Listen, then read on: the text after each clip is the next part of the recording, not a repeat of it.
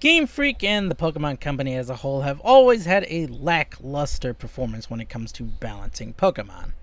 With Sword and Shield now confirming that some, if not all, of previous generation Pokemon from here on out will not all be available in not only the newest games, but all future mainline games, this is by far the laziest, if not the most discriminating way to balance any kind of competitive scene from my perspective. Despite the improvements to the game we've seen since the massive uproar about the national dex scene, it's still discriminating in terms of whose Pokemon will be allowed in future games. And lazy because simply banning non-regional dex Pokemon is something they've always done in past generations, but still at least allowed national dex Pokemon into the region's game. Now, as far as balancing a competitive scene goes, nobody knows how best to balance a scene better than a game's competitors and players. And while they are not the best, they are still far more active and capable in trying to keep their tiers as balanced as possible than Gamefreak has been in the last 2 generations worth of games.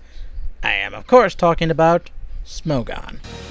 Wake up now and see the truth. I'm here to show the world to you. I'm going to make you realize. So open your eyes. Now, while everyone may have their opinions on how to balance certain Pokemon, how certain abilities should or shouldn't exist, or how certain moves should be banned, very few actually take into consideration how such changes would affect the whole scenery that is Pokemon's chaotic competitive scene, and how every Pokemon interacts with each other. But nobody knows more about keeping the balance of a competitive scene better than perhaps those found in the Smogon community. While I myself am not a part of it, nor do I approve of many of the decisions that Smogon makes or the actions they take, even I must admit that the community as a whole are far more effective at maintaining their tiered system as balanced as it is when compared to Gamefreak. When it comes down to it, every trainer will pick whatever Pokemon they feel will give them the greatest chance of winning. When we first started out battling, those choices were often the powerful legendary Pokemon. With their high stats, powerful moves, and abilities, a well-coordinated group of them can be nigh unstoppable when used by a veteran trainer. Knowing this, most of the strongest legendary Pokemon are banned to a section known as Ubers, alongside many prominent and powerful Pokemon that received similar bans for multiple reasons, namely for being too capable compared to other Pokemon. One example of where Smogon and I disagree, but I can acknowledge the more I thought, was the Pheromosa ban from OU to Uber.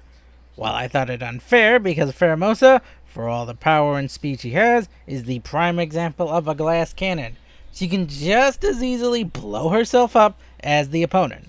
However, some examples they gave, plus my own experience using Pheromosa, made me realize that the feminine bug brawler is just too powerful to not use when compared alongside other glass cannons like Mega Beedrill.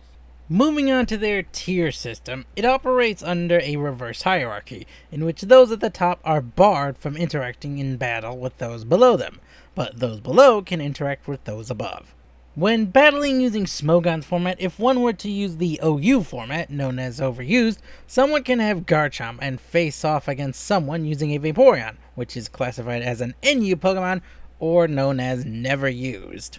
Some of their decisions have sparked controversy in the Pokemon community, and while its existence may be the community's largest grouping of people attempting to balance an otherwise imbalanced scene, Smogon is far more proficient at balancing than Gamefreak has ever been. Nevertheless, Smogon's existence has caused a divide in the community between those who battle using the Smogon format and those who do not. But as far as causing a divide within the community, Smogon's influence is nowhere near as great as the most well-known name among the Pokemon community for causing rifts, divides, and even controversy with their messages and words, as the subject of my next video.